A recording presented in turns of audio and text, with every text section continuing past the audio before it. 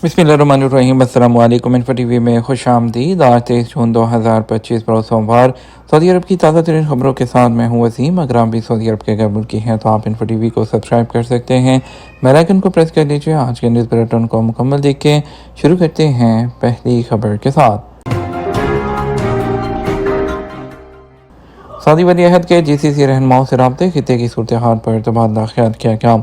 SP के मुताबिक Saudi वली-अहद ने फरमारवा बहरीन शाह हमद बिन ईसा आल खलीफा, सल्तनत ओमान के फरमारवा सुल्तान हैसम बिन तारिक अमीर कतर, शेख तमीम बिन हमद आल सानी अमीर कुवैत, शेख मशाल अल हमद अल जाबिर अल सबाह अलग अलग टेलीफोनिक राब्ते किए, जबकि अमारात के सदर शेख मोहम्मद बिन जायद ने सऊदी वली-अहद से टेलीफोन पर बात की।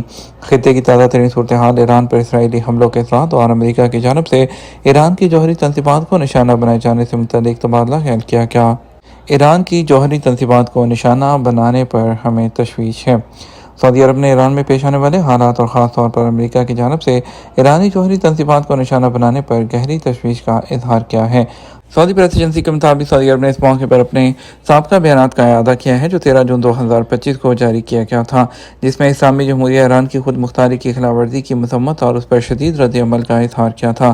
सऊदी अरब तमाम फ़रीक़ैन से तहम्मुल और सब्र का मुज़ाहरा करने, कशीदगी से गुरेज करने और सूरत हाल को बिगड़ने से बचाने के लिए भरपूर कोशिश करने पर जोर देता है।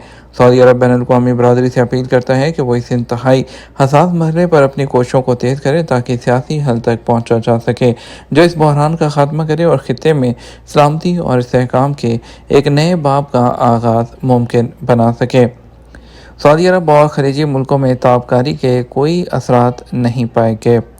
सऊदी अरब और दीगर जीसीसी मुल्कों में ताबकारी के कोई असरात नहीं पाए गए। Saudi nuclear and radiological regulatory commission ने इतवार को बयान में कहा कि अमेरिका के ईरान के जौहरी तंजीबात पर हमले के बाद मुमलकत या खलीजी खित्ते में कोई ताबकारी असरात नहीं पाए गए। कमीशन ने यह बयान ईरान के 3 अहम जौहरी मकामात पर अमरीकी फ़ज़ाई हमलों के चंद घंटों बाद जारी किया है। बयान में कहा गया सऊदी अरब और खलीज का माहौल महफूज है। अमरीकी हमलों के नतीजे में ताबकारी के असरात नहीं मिले। इससे पहले बैनुल-अक़वामी एटॉमिक तवानाई एजेंसी ने कहा था कि ईरानी जौहरी तंजीबात पर अमरीकी फ़ज़ाई हमलों के बाद बाहर की सतह पर ताबकारी में कोई इजाफा नहीं हुआ। कुवैत के नेशनल गार्ड ने भी कहा कि कुवैत की फ़िज़ा और पानियों में ताबकारी की सतह मुस्तहकम और सूरत हाल मामूल के मुताबिक है। मिस्र की एटमी और रेडियोलॉजिकल रेगुलेटरी अथॉरिटी ने इतवार को तस्दीक की कि मुल्क में ताबकारी के कोई असरात नहीं हैं। सऊदी अरब में घरेलू कारकुनों के इकामे की तजदीद कब कराई जा सकती है? सऊदी महकमा पासपोर्ट एंड इमिग्रेशन जवादात का कहना है कि सऊदी अरब में मौजूद घरेलू कारकुनों के इकामे की तजदीद 14 माह से कम मुद्दत होने पर कराई जा सकती है। आजा न्यूज़ के मुताबिक महकमा जवादात के ट्विटर अकाउंट पर एक शख्स ने दरियाफ्त किया कि घरेलू कारकुन के इकामे की एक्सपायरी में 6 माह की मुद्दत बाकी है, क्या इस सूरत में इकामा तजदीद हो सकता है या नहीं। सवाल के जवाब में जवादात का कहना था कि घरेलू कारकुनों के इकामे की तजदीद के लिए इंतहाई मुद्दत 14 माह से कम हो तो इस सूरत में मजीद उसमें तौसीक कराई जा सकती है। जवादात का मजीद कहना था ज़वाबित के मुताबिक कमर्शियल कारकुनों के इकामे की एक्सपायरी में अगर 6 माह या उससे कम वक्त बाकी होने की सूरत में तजदीद करना मुमकिन है, ताहम उसके लिए ज़रूरी है कि कारकुनों का वर्क परमिट और मेडिकल इंश्योरेंस वैलिड हो। वाज़ेह रहे सऊदी अरब में लेबर लॉ के मुताबिक घरेलू मुलाजमीन जिन्हें अरबी में उमाला मंजलिया कहा जाता है, उनमें हाउस ड्राइवर, खदामा, चौकीदार, चरवाहे, घरेलू मुलाजिम वगैरह शामिल हैं। उनके इकामों का इजरा और तजदीद लेबर ऑफिस के वर्क परमिट से मशरूत नहीं होती।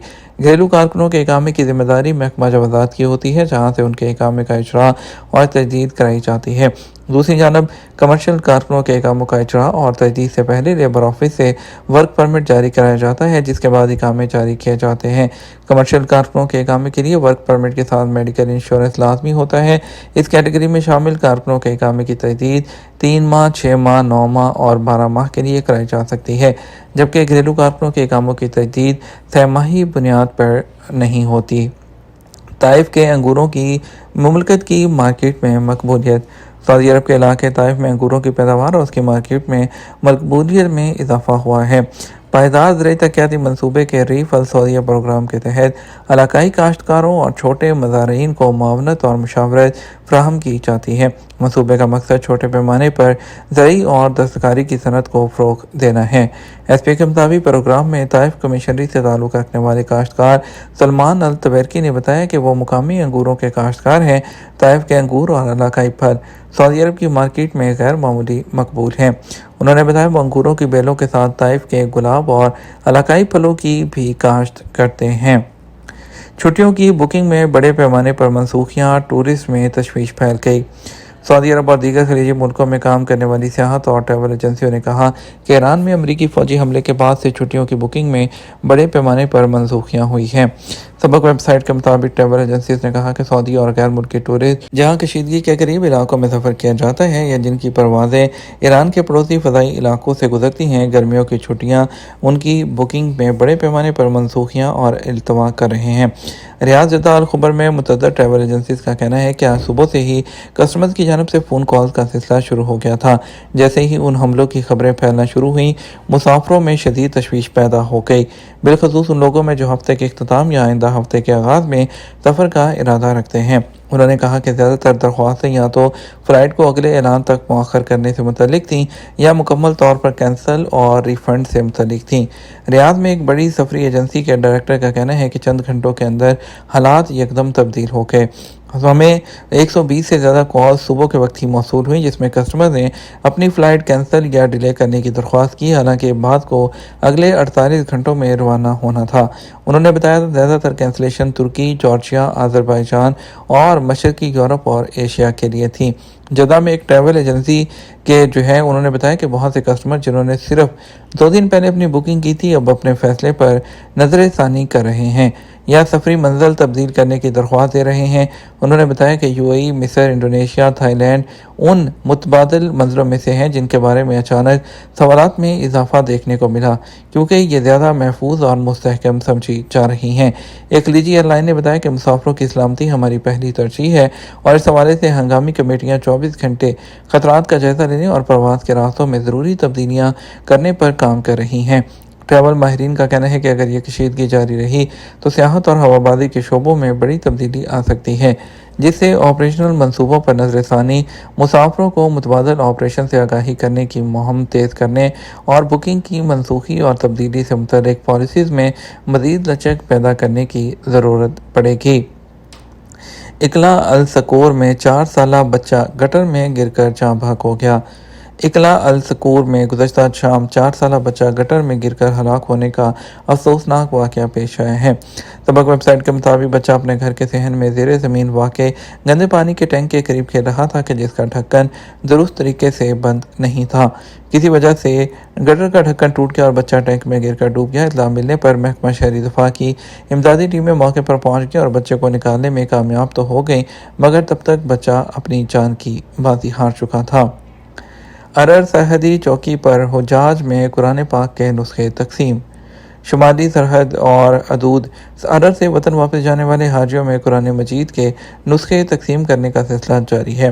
سبق ویب سائٹ کے مطابق وزارت اسلامی امور دعوت و ارشاد کی جانب سے حجاج کرام میں تقسیم کیے جانے والے قرآن مجید کے نسخے خادم حرمین شریفین شاہ سلمان بن عبدالعزیز آل سعود کی جانب سے تحفہ ہیں۔ یہ بابرکت تحفہ مختلف سائز میں قرآن کریم کے نسخوں پر مشتمل ہے جو مدینہ منورہ میں واقع کنگ فہد قرآن کمپلیکس کی مطبوعات میں سے ایک ہے۔ وطن واپس جانے والے حجاج کرام نے سعودی حکومت کا شکریہ ادا کیا ہے کہ انہیں آغاز سے لے کر روانگی تک اعلیٰ ترین خدمات اور سہولتیں فراہم کی گئی ہیں۔ حاجیوں نے اس بابرکت تحفے کو روحانی سفر کا قابل فخر اختتام قرار دیا ہے۔ سعودی سول ایویشن سیکٹر کے وفد نے ایئر بس فیکٹری کا دورہ کیا۔ سعودی سول ایویشن سیکٹر کے ایک وفد نے فرانس کے شہر ٹولوز میں ایئر بس فیکٹری کا دورہ کیا۔ ایس پی کے مطابق وفد کی سربراہی general authority of civil aviation کے صدر عبدالعزیز بن عبداللہ کر رہے تھے۔ سعودی وفد پیرس ایئر شو میں شرکت کے لیے فرانس میں ہے۔ ایئر بس فیکٹری کا دورہ اسی کا ایک حصہ ہے۔ یہ دورہ فرانس کے ساتھ مینوفیکچرنگ ٹیکنالوجی کی منتقلی اور ایروسپیس انڈسٹری کی لوکلائزیشن جیسے شعبوں میں تعاون کو مضبوط بنائے گا۔